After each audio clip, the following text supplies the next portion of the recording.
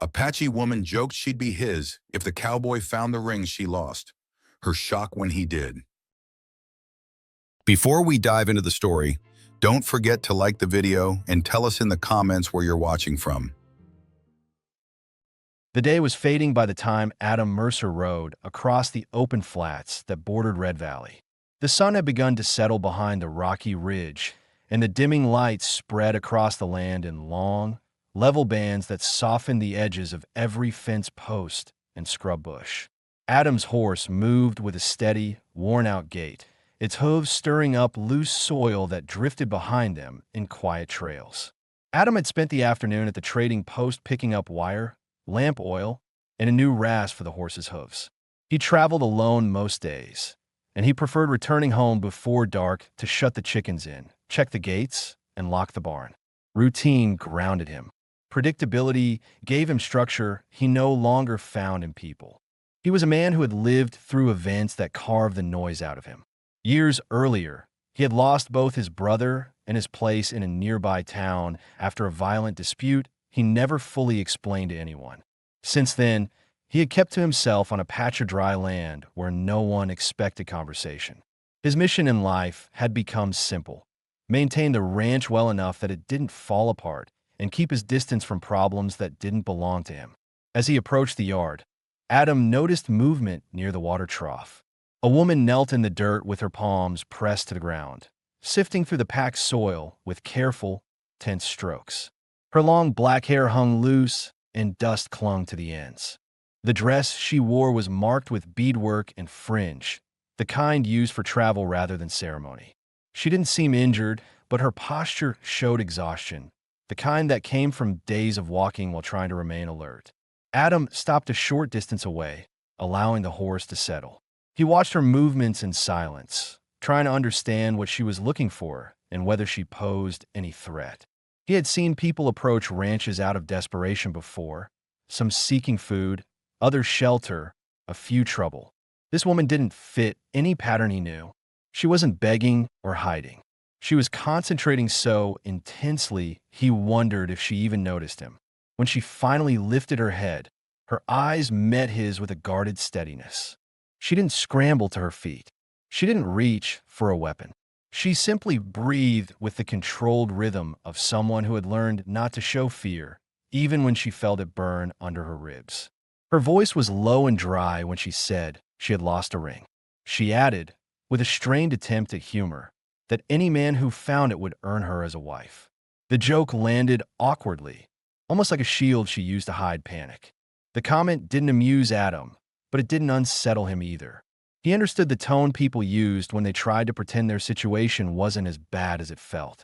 Instead of answering, he loosened the reins, stepped down from the saddle, and walked toward her. His boots pressed into the dirt with steady weight as he crouched beside her, without crowding her space. Her eyes flicked to his hands, waiting to see what he intended. Adam didn't touch her or interrogate her. He rested his fingers on the ground and began moving the loose dirt aside with slow, deliberate motions. He had no particular reason to help her except that her voice carried a tightness he recognized from years of carrying his own losses. Nayeli studied him in return. Her thoughts raced behind her controlled expression. She wondered if he expected payment, if he saw opportunity, or if he was deciding whether she was worth trouble. She had left a hostile camp 2 days earlier after tensions turned dangerous. She had food for only one more evening, and she did not know this territory's tribes or ranchers well enough to guess who might welcome or harm her. The ring she was searching for belonged to her mother. It was the last thing she carried from a life she had lost long before she chose to leave the camp. Losing it in the dust felt like losing the last thread that connected her to anyone she once trusted.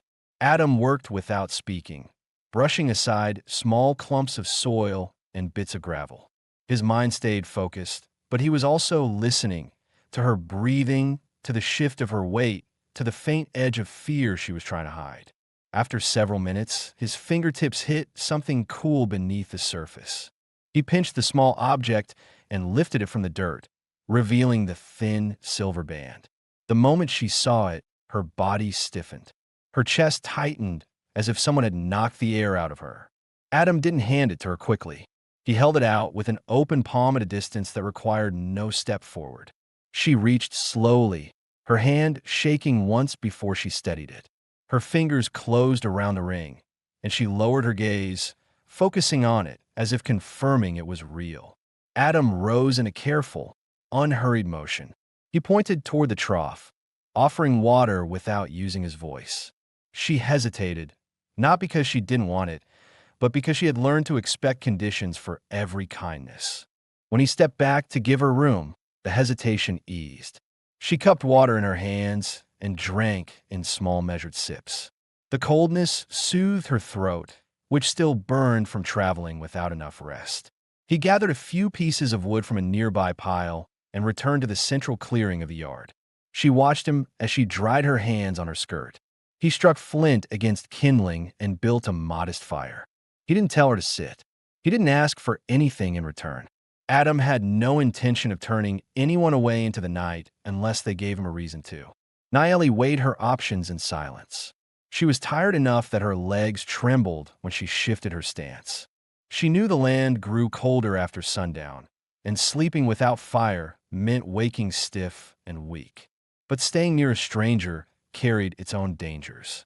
She watched his posture, the way he sat a short distance from the flames, shoulders slightly hunched as if he always prepared for confrontation but never invited it. He didn't stare at her or wait for her reaction. His stillness, oddly, felt safer than forced hospitality. She stepped toward the fire and lowered herself onto the ground near its outer edge. The warmth reached her slowly, loosening the tightness in her back. She kept her hands folded in her lap, fingers brushing over the ring to reassure herself it hadn't disappeared again. Adam tore a strip of dried meat and set it near her. She glanced at him, trying to read whether he expected conversation. He didn't. He watched the flames with a calm focus, his thoughts drifting to the quiet he had built for himself. He wondered how long she had been walking. He wondered what had pushed her to risk crossing land alone. For the first time in days, Nayeli's breathing slowed. She remained alert, but the fear that clung to her since leaving the camp began to loosen its grip. The fire burned steadily between them, and the silence they shared was neither strained nor uncomfortable. She had met men who filled every spare moment with talk, trying to assert control. Adam did the opposite. He allowed space for decisions to be made without pressure. As the sky turned from orange to deep blue, the last of the warmth faded from the ridge. Coyotes cried somewhere beyond the property line, their voices thin in the wide dark. Adam added another log to the fire. Nayeli shifted slightly closer, not enough to signal trust, but enough to show she wasn't preparing to run. They did not speak again. They didn't need to. Both understood how rare it was to sit near a stranger and feel less threatened than alone. By the time night settled fully over the flats, one truth had already formed for both of them. Their presence beside the fire was not an accident or a moment of convenience. It was the first step towards something neither had expected to find. Morning arrived without warning. The darkness outside the ranch thinned gradually until faint gray light pressed through the cracks between the cabin boards. Adam stepped out first, rubbing stiffness from his hands as the cold air settled across his shoulders. He scanned the yard out of habit, checking the fence lines, the henhouse door, and the trough water level. Everything was in place. Nothing moved except the slow drift of dust from the night breeze. Nayeli sat near the remnants of the fire, her legs folded beneath her, her back straight despite the long hours she had spent seated on the ground. She hadn't slept much. Her eyes carried a faint redness that came from keeping herself alert. It wasn't mistrust of Adam that held her awake. It was the years of experience that taught her sleeping deeply around strangers could be fatal. When she noticed him watching, she lifted her chin slightly, not defensive, just acknowledging his presence. Adam crouched beside the fire ring and nudged the ashes with a branch. The smell of cooled embers rose faintly. He set a small iron pot on the stove inside the cabin, then returned with 2 tin plates. He placed bread and beans on each without ceremony and set one at her side. She hesitated only a moment before taking it. Hunger outweighed caution. As she ate, Adam studied her more closely. He noticed the bruising along her forearm, the scuff marks on her knees, the dirt embedded in the seam of her dress from long travel. She kept her movements quiet and controlled, as if every gesture had to be weighed before she allowed it. He wondered how far she had walked. He wondered what kind of trouble forced her to do it alone. When he finally asked for her name, she paused mid-bite. Her gaze lowered to the ground as she swallowed, working through the decision of whether to answer. Offering a name meant allowing a piece of herself to be known, and she had spent years protecting those pieces. After a few seconds, she spoke clearly. Nayeli. Adam nodded once in acknowledgement. He gave his own name only after she looked at him again, making sure she wanted it. Adam Mercer. There was no handshake, no explanation, just an exchange of simple truths. After the meal, he rose and walked toward the barn. Nayeli followed at a distance, observing how he moved with deliberate steadiness rather than haste. The barn smelled of dry hay and old wood. Dust hung in the beams of morning light that filtered through the gaps. Adam examined the stall hinges, tightening a screw here, straightening a bent nail there. Nayeli watched with interest, not because the work was unusual, but because she hadn't stood inside a place that felt stable for months. She reached out to touch one of the saddle straps he had repaired earlier. The leather was smooth but worn, the stitching precise. When Adam noticed her examining it, he didn't interrupt. Instead, he opened a chest of tools and handed her a small cloth to wipe away dust. The gesture was practical, not patronizing. She accepted it without comment. While they worked, her thoughts drifted back to the camp she had left behind. Tensions had worsened when a dispute over leadership turned violent. She had no family there, no allies willing to intervene. So leaving was the only option she believed would keep her alive. She didn't tell Adam any of this. She wasn't ready to offer those pieces of her story. But the weight of that decision still sat heavily on her shoulders. Outside the barn, the wind picked up slightly, pushing loose dirt across the yard. Adam led the horse to the trough and checked its hooves. Nayeli stepped back so the animal wouldn't feel crowded. She understood horses well enough to know when not to interfere. "Where are you headed?" Adam asked, his voice low and even. She took her time answering, unsure of how much to reveal. "I don't know," she finally said. "Just away from where I was." He accepted the answer without pressing. She appreciated that more than she expected. Most men demanded clarity or tried to impose their own plans onto her situation. Adam did neither. He simply acknowledged her words with a small movement of his head and continued brushing the horse. Once the chores were done, he walked the boundary fence to check for loose rails. He didn't ask her to join him, but she followed anyway. The land stretched wide in every direction: dry soil, scattered sagebrush, a distant ridge shaped by wind. She studied the landscape with cautious interest.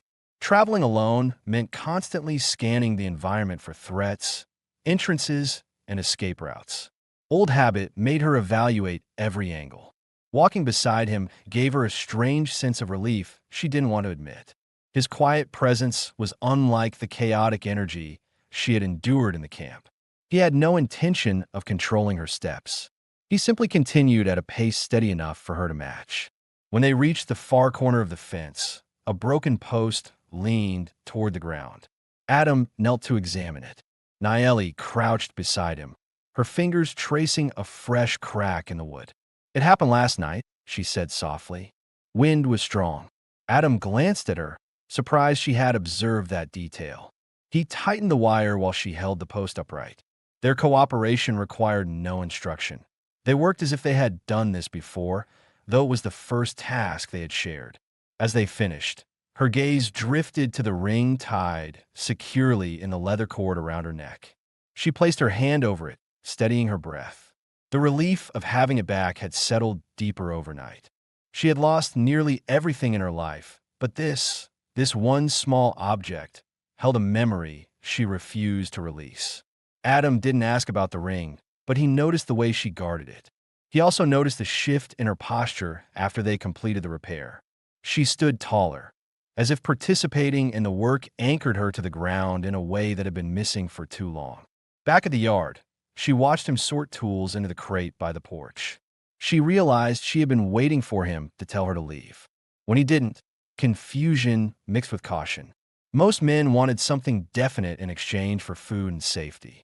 Adam's lack of demands unsettled her more than a threat would have. Finally, she asked, "Do you want me gone?" Adam paused, holding a coil of rope. "Not unless you're planning to harm me or my stock." She held his gaze, trying to read any hidden meaning. She found none. Nayeli didn't thank him. Gratitude felt too vulnerable, too exposing. Instead, she sat on the porch step, letting the quiet settle again. She listened to the distant sound of a hawk circling overhead and the soft clatter of tools as Adam closed the crate. The morning had shifted something subtle between them. Not trust, not yet, but a small understanding that neither sought to exploit the other. For the first time since leaving the camp, Nayeli felt her chest expand with a slow breath that didn't hurt. It wasn't safety, not entirely, but it was the closest she had been to it in longer than she could remember. The afternoon settled into a still, dry quiet that stretched across the yard as Adam arranged a stack of scrap lumber outside the barn. The sun hovered at a sharp angle, bright enough to sting the eyes, but softened by a faint haze drifting in from the west. The temperature rose just enough to pull the scent of warm soil into the air. Adam wiped his palms on his trousers and shifted the boards into an organized pile, working with the steady focus of someone who preferred tasks that required his hands rather than his voice. Nayeli stood near the corner of the cabin, her back against the log wall, holding the leather cord that carried her mother's ring. For the first time since arriving, she allowed herself to really look at the ranch, its modest layout, its worn structures, its sense of function over comfort. The place wasn't beautiful, but it felt honest. She tracked every sound: the creak of the barn door, the soft breath of the horse inside, the scraping of Adam's boots against the ground. Her instincts had not yet relaxed, but the tension that usually sat at the base of her neck had loosened to a small degree. She stepped away from the shadow of the cabin and approached the well. As she pulled the rope to draw fresh water, the thin cords in her arms tightened from the effort. Her body still carried fatigue from the days spent traveling, but she hid it as best she could. When the bucket reached the surface, she steadied it on the stone rim and dipped her hands into the cold water. The shock of the temperature made her inhale sharply. It felt grounding. Adam noticed her from across the yard. He didn't approach immediately. He watched the careful way she adjusted her stance, the way she lowered her shoulders after the first sip, the way she scanned the tree line before turning her back to anything. He recognized that kind of vigilance. It was the habit of someone who had lived too long with danger just out of sight. When he finally walked toward her, his steps were deliberate. He carried a cloth and a small tin of salve he kept for scrapes and cuts. He didn't assume she would accept it, so he held it out without stepping too close. "You've got a split on your hand," he said quietly, nodding toward the raw line across her knuckle. She glanced at it, surprised she hadn't noticed the injury earlier. The skin had broken from digging through the hardened dirt the day before. She hesitated, unsure what allowing help from him meant, then extended her hand just enough for him to apply the salve. His touch was brief, careful, and never lingered. When he stepped back, she felt an unexpected thread of relief run through her chest. "Thank you," she said, the words steady but controlled. Adam gave a small nod, the kind he used when acknowledgement was enough. She returned to the porch and sat on the lower step, keeping her knees close and her eyes on the ring. The leather cord lay across her palm like a line connecting her past to her present. After several quiet minutes, she spoke without looking at him. "My mother wore this until the day she died." He didn't respond. He let the silence show that he was listening, not demanding. "She told me to keep it because it was the only thing nobody ever managed to take from her." Her jaw tightened. Last night in the camp, they tried. Adam crouched beside the porch, his hands resting on his thighs. He didn't ask for details. He didn't try to offer comfort she wasn't asking for. He simply stayed close enough that she knew the story wouldn't fall into empty space. She continued, speaking slowly, as if choosing each word with caution. "There was a man who wanted me to stay under his rule. Said I owed him loyalty because he fed me when I had nothing. People like him don't understand loyalty. They just want control. Her eyes hardened. When I refused him, everything shifted. People I knew stopped looking at me as a person. Just something troublesome. Adam absorbed her words with a seriousness that didn't waver. He had seen men like the one she described. Men who thrived on authority they never earned. Men who twisted gratitude into obedience. So I left, she said. I didn't wait to see what they planned next. She finally lifted her gaze to him. For a moment, he saw the conflict behind her expression. Fear mixed with anger. Exhaustion tied to stubborn resolve. Losing this ring, she continued, closing her fingers around it, felt like losing the last thing that was mine because I chose it, not because someone allowed it. Adam straightened slowly, the sun casting a sharp shadow behind him. You won't lose it here, he said, the words plain but solid. She absorbed the statement in silence, weighing whether to believe it. Trust didn't come easily, but something about his tone, steady, unforced, made her chest loosen again. When she rose from the porch, she moved with more stability. Adam handed her a coil of rope and gestured toward a weak fence section on the south edge of the property. She followed him, and together they inspected the sagging rail.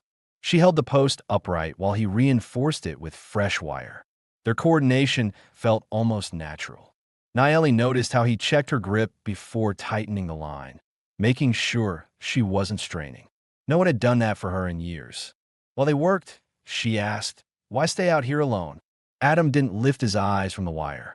Easier than dealing with people who bring their trouble to your door. Is that why you left where you lived before? He paused. Not long, but enough to show the question touched something he rarely spoke about. I had a brother, he said. Town didn't feel right after things fell apart. So I came here. Haven't had reason to leave since. She understood the unspoken parts. Losing someone changed the shape of a life. Isolation wasn't always chosen. It was sometimes the only thing that kept a person steady. When the fence was fixed, they walked back toward the house. The air had cooled, carrying the distant cry of a hawk circling above the ridge. Nayeli looked over the property, seeing it differently now. It wasn't a place of luxury or ease, but it wasn't dangerous. It wasn't loud. It wasn't full of shifting alliances. It was simply a place where each hour passed without someone trying to control her. She let out a slow, quiet breath. Adam opened the barn door to store the tools. He looked at her once, not questioning, not expecting anything. Nayeli didn't smile, but she allowed her features to soften. She sat on the porch again, letting the late-day warmth settle over her shoulders. For the first time since leaving the camp, she didn't outline an escape route in her head. For the first time in a long time, the silence around her didn't feel like a threat. The next morning broke with a colder breeze rolling down from the northern hills.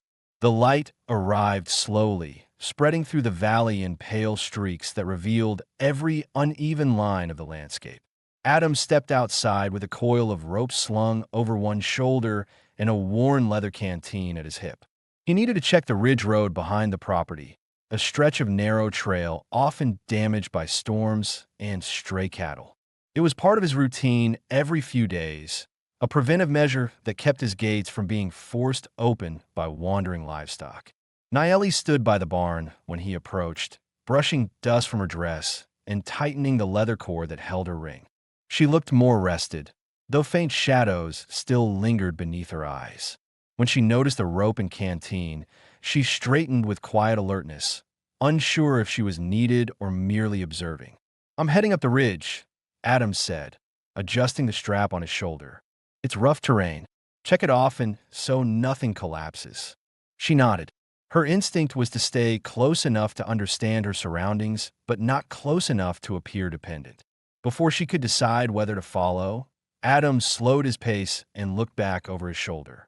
"You can walk with me if you want," he said simply. It wasn't an order. It wasn't a request packed with hidden intent. It was an open door. She joined him without a word. They left the yard and followed a narrow path that curved around a cluster of mesquite trees. The ground rose gradually, the soil thinning into patches of exposed rock. The ridge stood higher than the surrounding land, giving a wide view of the valley and the distant settlement barely visible beyond the stretch of open plain. The higher they climbed, the stronger the wind became, tugging lightly at Naeli's hair as she steadied herself on the uneven trail. Adam walked a few steps ahead, choosing a pace that didn't rush her.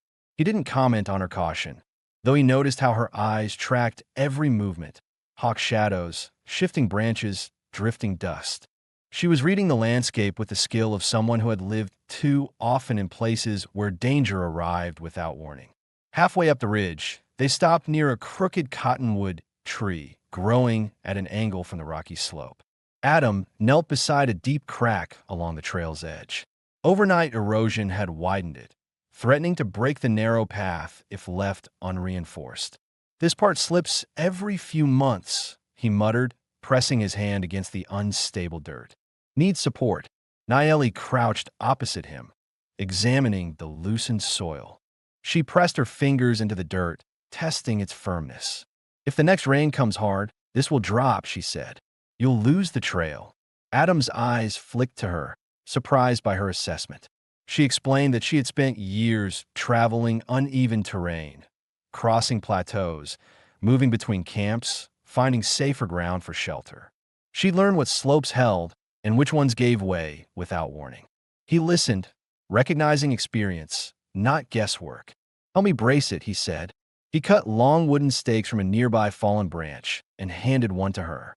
Together, they drove them into the slope at opposite angles, forming a crude support that held the soil in place. The work required strength and balance. At one point, the dirt shifted under Naeli's foot. She swayed, instinctively reaching for the rock beside her. Adam extended a hand, not grabbing, just offering stability. She steadied herself but did not take the hand. Instead, she nodded once, acknowledging the gesture, then continued working. By the time they finished reinforcing the trail, the wind had settled, leaving a stillness that carried only the sounds of their breathing and the distant rustle of brush. They sat briefly on the flat stone overlooking the valley. From this height, the world looked wider than Naeli remembered. She scanned the horizon, searching for movement or signs of pursuit, but saw nothing except the slow drift of dust rising from the plains. "You expecting someone to follow you?" Adam asked, not accusing, only assessing. "No," she answered softly. "But people don't always let go of what they think they own." Her voice held a weight that didn't demand sympathy. She wasn't trying to evoke a response. She was stating a truth learned through experience. Adam looked back at the ridge road. "You're not owned here," he said. The statement wasn't dramatic. It wasn't meant to comfort. It was a straightforward fact he intended to keep true. When they descended the ridge, Naeli walked a bit closer than before. Not beside him, but near enough that the space between them no longer felt as defensive as it had the previous day. She watched the way he moved, how he avoided stepping on loose stones that might roll underfoot, how he scanned the lower trail for any new tracks. His cautious habits matched hers, though for different reasons. At the base of the hill, they stopped to rest near a small patch of shade. Adam offered her the canteen. She hesitated, then took it, letting the water ease the dryness in her throat. She handed it back without touching his fingers. As they continued toward the ranch, Naeli asked her first question since joining him on the trail. "Why do you keep this place so far from town?" "Quieter here," Adam said. "People in town watch each other too closely. Too many expectations, too much gossip." She considered this. She understood the desire to separate oneself from noise and judgment. "And the ranch?" she asked. "Why stay instead of moving somewhere new?" Adam looked straight ahead. "Because this land doesn't ask anything from me." She absorbed that answer with a faint tightening of her jaw. It was the first time she felt an echo of her own motivations reflected in someone else's words. When they reached the yard again, the sun had risen higher, warming the ground beneath their boots. Naeli paused before walking toward the porch, studying the cabin and the open space around it. The land felt less foreign now, not familiar, but less hostile. A place where time didn't threaten to collapse on her. Adam took the rope from his shoulder and set it beside the tool crate. He didn't look at her directly, but his posture signaled that he accepted her presence without uncertainty. Naeli touched the ring at her chest, feeling the cool metal beneath her fingertips. For the first time since she fled the camp, she realized she hadn't thought about where she might run next. Even more surprising, she didn't feel the urge to. Late morning settled over the ranch with a heat that rose steadily from the ground. The sky widened into a clear, hard blue, the kind that gave no sign of rain or relief. Adam finished tightening a loose hinge on the barn door, wiping sweat from his brow with the back of his hand. Naeli stood near the porch post, braiding a small section of her hair with focused fingers. It was the closest she came to relaxation, though she kept her body angled so she could see both the road and the yard. She had been quieter than usual since their return from the ridge. Not withdrawn, but deep in thought. Adam didn't press her. He carried a bucket to the trough and tipped it slowly, watching the water settle. He was about to walk toward the tool crate when a distant sound cut through the stillness, a sharp rhythm carried by the breeze. Hoofbeats, not casual riding, someone pushing their horse at a determined pace. Naeli froze. Her hands tightened around the braid until her knuckles whitened. Her jaw shifted, a small, controlled movement that signaled tension she fought to hide. She didn't step backward or reach for a weapon. She simply braced herself, preparing for whatever appeared over the rise. Adam moved toward the porch but didn't rush. He set himself in a position where he could stand between Naeli and whoever approached, without making the gesture obvious. His demeanor remained even, but his posture changed, more solid, more grounded, ready to read trouble before it hit the yard. A rider crested the small hill to the south, dust kicking up behind the horse's uneven strides. The man slowed as he neared the ranch, studying the property with a sharpness that suggested he was looking for someone specific. His coat was patched, his boots scuffed, his hat pulled low over his brow. The look he carried wasn't curiosity, it was calculation. The horse stopped a few yards from the trough. The rider swept his gaze across the yard, his eyes pausing briefly on the tracks near the fence, then on the porch where Naeli stood partly behind Adam. "You seen an Apache woman pass through here?" the rider asked, voice dry and edged with suspicion. Adam didn't shift his weight. His answer came steady and without hesitation. "No one's come through except me." The rider's attention sharpened. "You sure about that?" Adam kept his stance relaxed but immovable. "I don't mistake what I see on my own land." The man's gaze flicked to Naeli again, this time with lingering interest. Not curiosity, ownership. The kind of stare that marked someone who believed other people's lives could be handled like property. Naeli didn't flinch, but her fingers curled against the porch rail as she fought the instinct to run. Adam took a half step forward, not aggressive, but unmistakably intent. The message was clear. The rider would address him, not her. "You're covering for someone," the rider said. "I'm telling you what's true," Adam replied. "Now state your business or move on." The horse shifted under the man's weight, unsettled by the tension in the air. The rider scowled, then spat into the dirt. "If she shows herself, you'll regret lying." Adam didn't blink. "I'm not in the habit of letting strangers threaten me on my property." For a long moment, no one moved. Then, perhaps sensing that Adam was not a man who could be intimidated with vague warnings, the rider jerked the reins and turned the horse sharply. Dust sprayed upward as the animal carried him back down the road. Only when the rider disappeared behind the hill did Naeli release the breath she'd been holding. She pressed her hand to her ribs, as if steadying an internal tremor. Adam watched her quietly, noting the way her shoulders trembled before she forced them still. "He knows the camp I left," she said, her voice tight. "Men like him don't let things go." Adam leaned one hand against the porch post, anchoring himself before answering. "He's not getting anything here." Naeli looked at him with a mixture of disbelief and confusion. "You don't even know why he's after me." "I don't need the story to understand danger," he replied. "And I don't hand people over because someone speaks loudly." Her breath hitched, not with fear this time, but with something closer to uncertainty about how to receive that kind of support. She wasn't used to someone standing in front of her without demanding details or repayment. She turned away briefly, regaining control before facing him again. If he returns with others, I don't want you dragged into trouble. That's not your burden, Adam said. It becomes yours if I stay, she countered. He didn't retreat from her logic. He didn't argue. He simply considered it, then answered with quiet firmness. I've dealt with worse than a man who talks too much. The truth in his tone reached her before the words did. Something in her posture loosened, just a fraction, but real. As the sun climbed higher, Adam returned to his chores. Nayeli joined him without being asked. She carried smaller pieces of firewood to the shed while he split larger logs. Each swing of the axe landed with a dull thud that echoed across the yard. She stole glances at him from time to time, trying to understand why a man with no obligation to her had placed himself between her and danger so easily. Adam didn't look back, but he felt the shift between them, the beginning of trust, faint but unmistakable. By midday, the earlier tension still lingered, but it no longer suffocated the air. Something else had taken root, a quiet understanding that neither of them addressed aloud.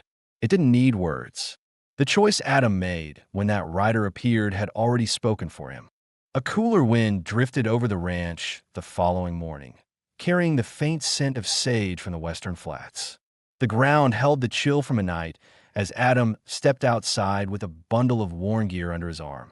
He needed to sort through the equipment before winter crept in. Straps to mend, tools to oil, harnesses to inspect. It was the kind of work he usually preferred doing alone, partly out of habit, partly because it let him keep his mind steady. Nayeli sat on the porch steps, pulling loose threads from her dress and tightening a frayed seam with controlled, precise movements. She had slept lightly again, but her eyes seemed clearer today, less burdened by the fear that had shadowed her since the rider appeared. She looked toward the barn, tracking Adam's steps as though trying to understand the rhythm of his routine. When he set the bundle of gear on a flat board near the fence, Nayeli approached without prompting. She didn't ask to help. She simply knelt beside the pile, lifted a cracked leather strap, and examined the tier with a practiced eye. Adam watched her for a moment, surprised by the skill in her hands. She threaded a needle through thick sinew, tightening the torn edge with firm, even stitches. "You've done this before," Adam said. She nodded once, adjusting the strap between her fingers. "Travel teaches you to keep your belongings from falling apart. You fix things, or you lose them." Her tone carried no complaint, just fact. Adam oiled the metal buckles while she reinforced the stitching. They worked quietly, the only sounds the scrape of the needle through leather and the dull clack of buckles dropping onto the wood. Their silence held no tension. It was a shared stillness that filled the space between them with a strange sense of order. After a while, Nayeli paused and looked toward the open plain behind the barn. "He might come back," she said, referring to yesterday's rider. "Men like that don't stop after one attempt." Adam didn't look up from the harness he was cleaning. "If he does, I'll deal with it." "You're not responsible for what follows me," she insisted. "That's not how I see it," he replied, voice even. "Someone rode onto my land and thought he could make demands here. That's the issue, not you." Her jaw tightened at the distinction. It wasn't how she was used to being addressed. Most people lumped her presence and her problems together as if she embodied the threat itself. "What if there are more?" she asked. "Then I'll handle more," Adam said. He didn't raise his voice. He didn't speak with bravado. He delivered the words with a calm certainty grounded in experience.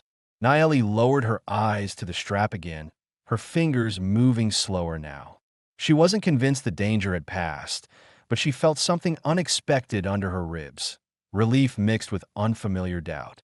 She had spent so long anticipating betrayal that a simple act of protection felt almost unreal. By midday, they moved to the shaded side of the barn to continue repairing gear.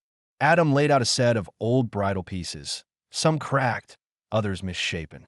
Nayeli sorted them into a neat line, grouping them by thickness and function.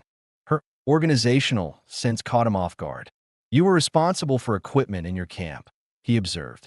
"Sometimes," she said, "people trusted me with things more easily than they trusted me with decisions." Her tone was controlled, but the meaning behind it was sharp enough to make Adam glance at her.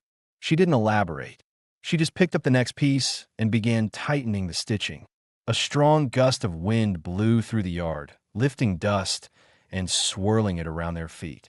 Adam anchored the board with his boot so the smaller tools wouldn't scatter. Nayeli raised her arm to shield her eyes, then let it fall once the wind eased. "Storm season's coming early," Adam said. Nayeli nodded, aware that bad weather meant more risk for anyone traveling alone. She thought about the distance she had already covered, the places she'd slept, the cold nights ahead. A part of her wondered if she should start planning her departure before the sky turned violent and the trails grew treacherous. Almost as if sensing the thought forming, Adam said, "You don't need to rush anywhere." She didn't answer immediately. "I don't want to stay so long that trouble finds you." "That's my concern," he replied. "Not yours." His words carried no pressure. They were simply clear. Nayeli finished stitching the strap and set it aside. She wiped her hands on a cloth Adam handed her, then looked around the yard with a slow, thoughtful sweep of her gaze. She noticed the cracked stones near the trough, the worn edges of the porch steps, the weathered posts lining the corral. It was a place shaped by quiet perseverance, held together by one man's steady labor. It wasn't a home in the way she once understood the word, but it wasn't hostile either. Adam handed her another strap, but she didn't take it right away. "If I stay longer," she said carefully, "I want it to be because I'm helping, not because I'm a burden you won't speak about." He studied her expression. "You haven't caused me any trouble." "I'm not talking about trouble," she said. Her voice softened. "I mean wait." Adam looked at the tools in his hands, choosing his response with care. "Work goes easier with another set of hands. That's all." Her eyes lowered, absorbing the meaning with a quiet exhale. She had rarely been spoken to that way, neither pitted nor dismissed. They spent the rest of the afternoon repairing gear, sorting tools, and checking the barn's outer beams. Adam noticed how she learned his routine quickly, anticipating which tool he'd need next, moving out of the way when the space tightened, stepping forward when the task required cooperation. She had a natural sense of rhythm with work, something he hadn't experienced alongside another person in years. When the sun dipped behind the ridge, painting the yard in muted orange, Nayeli gathered the repaired pieces and placed them neatly inside the barn. Adam secured the door, sliding the heavy latch into place. There was a brief moment where both simply stood in the shadowed doorway, neither rushing to speak. "You did good work," Adam said. Nayeli tucked a loose strand of hair behind her ear, unsure how to receive praise that carried no ulterior motive. "It felt steady," she admitted quietly. "Steady's not a bad thing," he replied. As they walked back toward the cabin, the air settled into a softer chill. The day's tension had thinned, replaced by a faint sense of cooperation that felt new but not unwelcome. For the first time since she arrived, Nayeli didn't wonder where she might sleep tomorrow. She wondered what work they might finish together instead. By the time evening settled over the valley, the sky had shifted into a dense, low ceiling of clouds that moved with unusual speed. The air felt heavier, charged with the unmistakable scent of incoming rain. Adam stepped out onto the porch with a lantern, scanning the horizon for lightning. He didn't see any flashes, but the wind carried a thickness that promised a storm before midnight. Nayeli stood near the corner of the fence, arms folded against a sudden drop in temperature. A faint shiver ran along her spine, though she hid it as best she could. Storms didn't frighten her, but they reminded her of too many nights spent outside with no shelter, her survival depending on keeping a fire alive through wind strong enough to erase tracks and scent. Adam moved past her without speaking, heading toward the barn. "Need to get the doors tied shut," he said. "This wind'll rip the hinges off." She followed, not asking for directions. Together they pulled the heavy wooden doors closed while wind pushed against them in sudden bursts. Adam looped thick rope through the metal rings and secured the knots with firm, practiced pulls. Nayeli braced her shoulder against the door to help him force it tight enough to withstand the coming storm. "Good," Adam said, testing the tension. "Should hold." A cold drizzle began, soft at first, then increasingly consistent. Tiny droplets clung to Naeli's hair and eyelashes, making her blink several times to clear her vision. Adam lit the lantern and guided them toward the cabin, the mud already softening beneath their boots. Inside, the single window clattered from the wind. Adam slid the wooden bar across the frame to keep it steady. Naeli remained near the stove, rubbing her arms as the sound of rain intensified. He knelt beside the fire pit and rebuilt the flames from fresh kindling, the crackling warmth gradually pushing back the chill. She lowered herself onto the floor beside the wall, her knees pulled toward her chest. The firelight reflected off the ring she held loosely in her palm, and for a moment her eyes softened, not from sadness, but from the weight of memories she seldom allowed herself to revisit. Adam noticed, but he didn't comment. He placed another log into the stove and sat down a careful distance from her. His presence wasn't intrusive. It was steady, something she found herself relying on more than she expected. The rain picked up, drumming against the roof in fast, uneven rhythms. Wind pressed against the cabin walls, causing the lantern flame to sway. Naeli glanced at the door once, then at Adam. "You're used to storms like this," she said. "Spent years patching leaks and tightening things down," he replied. "Eventually you learn the weak points." She nodded slowly. "Storms don't bother me. It's what comes after that made me wary." Adam looked at her with quiet understanding. "Nothing out there tonight," he said. "Nobody looking to cause trouble in weather like this." The reassurance wasn't patronizing. It was practical, grounded in truth. She accepted it with a small, almost imperceptible breath. A louder gust hit the cabin, and she tensed, her shoulders tightening in a reflex she hadn't meant to reveal. Adam leaned forward slightly, keeping his voice calm. "You're safe here." The words weren't soft or sentimental. They were confident, shaped by someone who meant what he said. Naeli let her back rest fully against the wall. "Safety feels strange," she admitted. "I don't know how to act inside it." "You get used to it," Adam said. His responses were always simple, but they carried weight, as if he had lived every one of them rather than spoken them as convenience. The stove warmed the room gradually. The mixture of heat and steady rainfall created a quiet rhythm inside the cabin that felt different from the silence they shared outdoors. It was more contained, more intimate, less exposed to the cold world around them. Naeli stretched her legs out, letting her muscles relax. For the first time that night, she wasn't actively bracing for the worst. She watched the fire, letting her eyelids lower slightly. Adam observed the change in her posture, the way she no longer sat at the ready, no longer kept her hands clenched near her sides. She was tired from days of travel, but exhaustion alone didn't create that shift. Comfort did. "You can sleep," Adam said. "I'll stay awake until the storm finishes." Naeli lifted her head at that. "You don't need to keep watch for me." "I'm keeping watch because the weather can shake the door loose," he said. "And because two pairs of ears catch more than one." She considered this, then lowered her gaze. "All right." Adam settled against the opposite wall, leaving her space but staying close enough that she didn't feel isolated. The storm continued, but inside the cabin the tension slowly dissolved. Naeli lay on her side with her head against a folded blanket, her breathing evened out, each inhale calmer than the one before. As she drifted into sleep, her hand relaxed around the ring for the first time since he found it. Adam remained awake, tending the fire and listening for shifts in the wind. He wasn't guarding her out of duty. He wasn't doing it out of obligation. He stayed awake because something inside him, something long dormant, told him her presence mattered. And for the first time in years, the cabin didn't feel like a place built for one person anymore. Morning broke with unexpected gentleness. The storm had passed during the final hours of the night, leaving a thin layer of moisture across the ground and a muted stillness over the ranch. Light pushed through the cabin window in soft bands, catching the faint steam rising from the damp earth outside. Naeli stirred first. Her eyes opened slowly, adjusting to the brightness that replaced last night's chaos. For a moment she didn't move, listening to the quiet, no shouting, no hoofbeats, no approaching footsteps, just the faint crackle of dying embers and the steady breath of a man sitting nearby. Adam sat in a chair he had pulled to the corner during the storm. His elbows rested loosely on his knees, head bowed slightly, as if he had spent most of the night thinking rather than sleeping.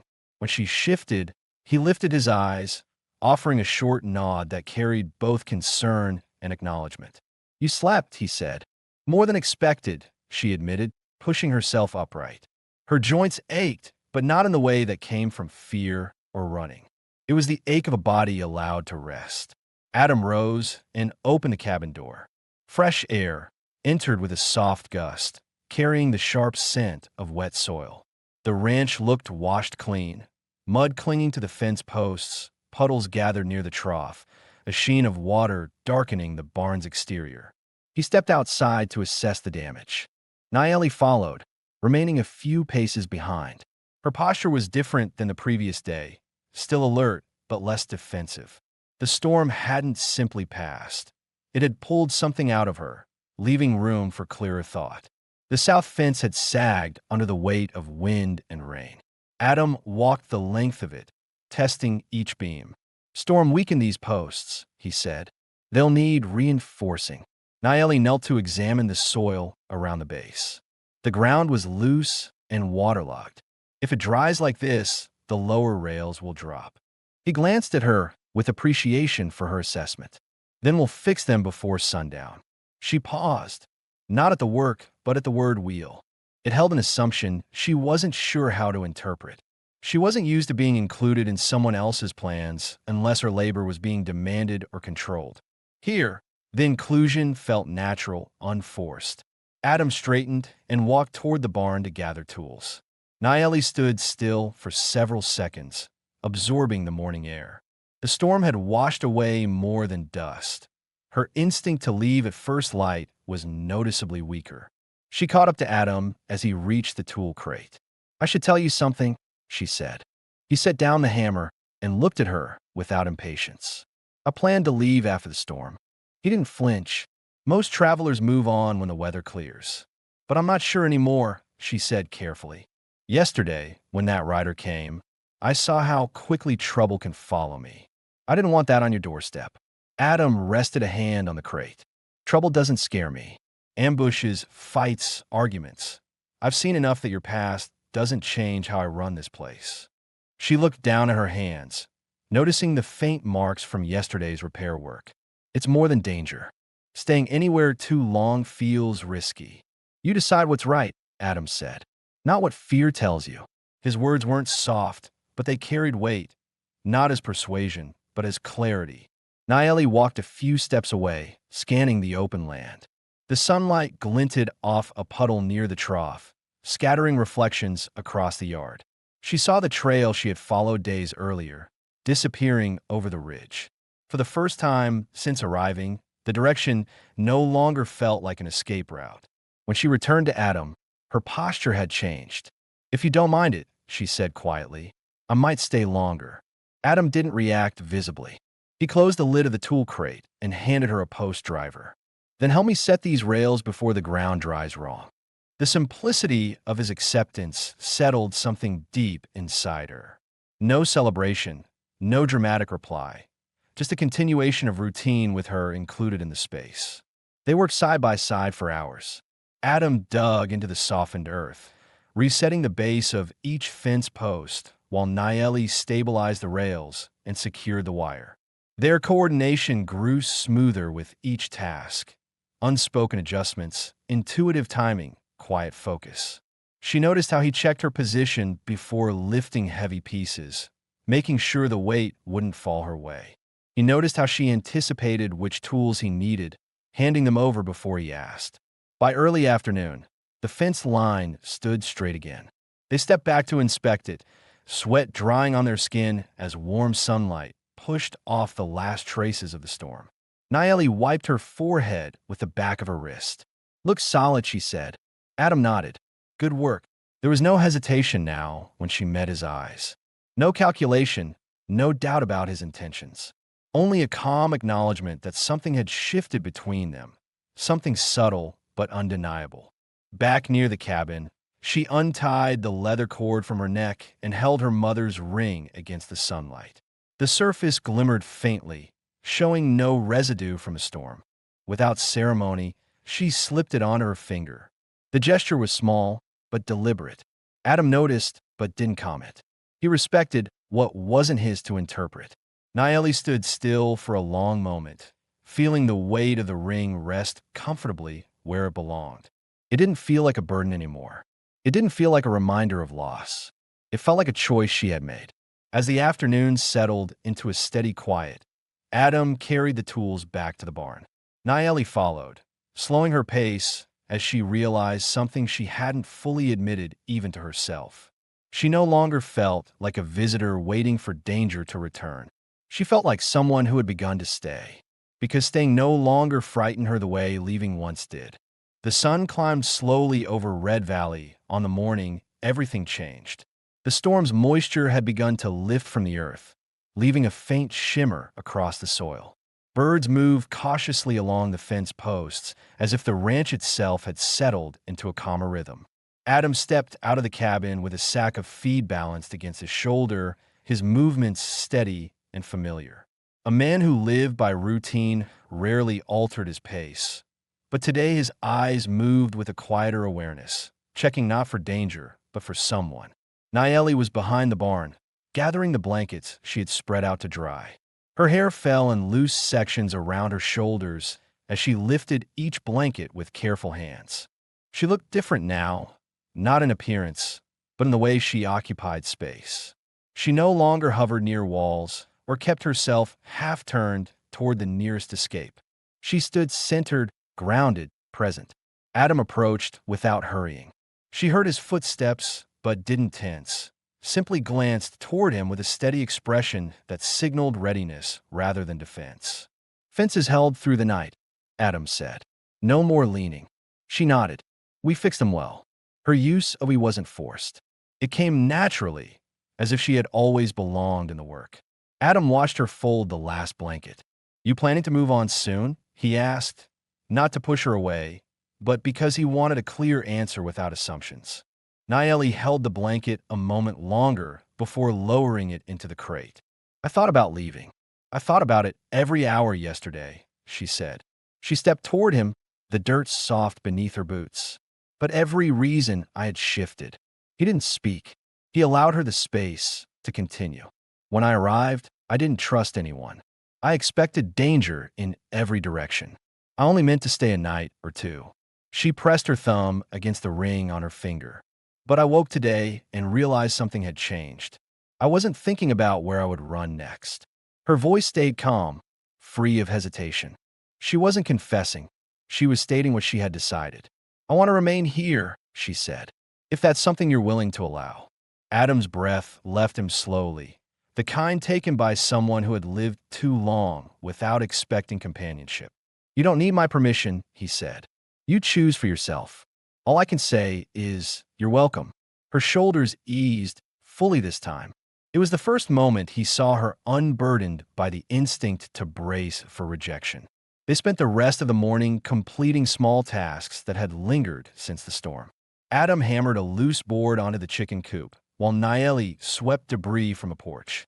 Their movements ran parallel, separate tasks woven into a shared rhythm.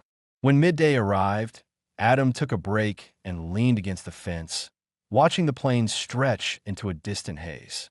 Naeli joined him, resting her hands on the top rail. For a long moment, they stood without speaking, the quiet more meaningful than any declaration. Then she asked, "What brought you here after your brother passed?" Adam rarely talked about that period of his life. But now, for once, the memory didn't feel like an exposed wound. "I needed distance," he said. "Too many eyes in town saw me as a reminder of what happened. Too many questions I didn't want to keep answering." Naeli turned her head slightly, waiting. "I came out here to start something that didn't depend on anyone else. Days were long, but they were mine." She absorbed his words with a thoughtful quiet. "And now?" He looked at her, not at the mountains, not at the land, but directly at her. "Now the days don't feel so empty."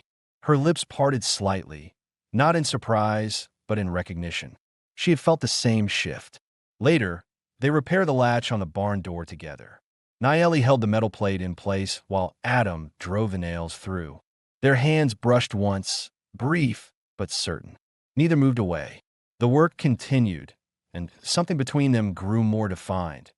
No longer possibility, but intention. By late afternoon, they had finished every chore they had planned. The ranch felt organized in a way it hadn't before. Tools sorted, rails reinforced, stable secured, even the stacked logs arranged neatly by the cabin wall. It looked like a place shaped by two sets of hands, not one. As the sun lowered, Adam lit the lantern near the porch. Nayeli stepped beside him, her expression calm, her presence steady. She slipped the ring from her finger, held it in her palm for a moment, then slid it back on with a slow, deliberate movement. "This ring used to remind me of where I came from," she said. "Today it reminds me of where I chose to stay." Adam didn't try to respond with anything overly meaningful. He simply placed his hand over hers, applying gentle pressure that spoke for him. She accepted the gesture with a stillness that conveyed complete clarity. They walked toward the trough then, carrying 2 buckets between them to refill the water. The sky turned orange, casting long shadows that stretched across the yard. Their steps matched without effort. When they set the buckets down, Nayeli looked around the ranch. Every structure, every mark in the dust, every corner of the land illuminated by fading daylight. "This feels like a place I can build something," she said. Adam nodded. "Then build it with me." He didn't ask. He offered. Nayeli's eyes steadied, and she gave a single, certain nod. No fear, no hesitation. The evening closed with them sitting near the porch, watching the sun fall behind the ridge. Adam's arm rested behind her on the step. She leaned slightly into the warmth without needing to explain the significance of that choice. For the first time in years, Adam didn't feel alone on his land. For the first time since she fled her past, Nayeli felt rooted. The ranch no longer belonged to one wounded soul trying to survive the days. It belonged to 2 people building something solid, shared, and permanent. And with that, their story found its resolution. Clear, steady, and grounded in the simple truth that they had chosen each other.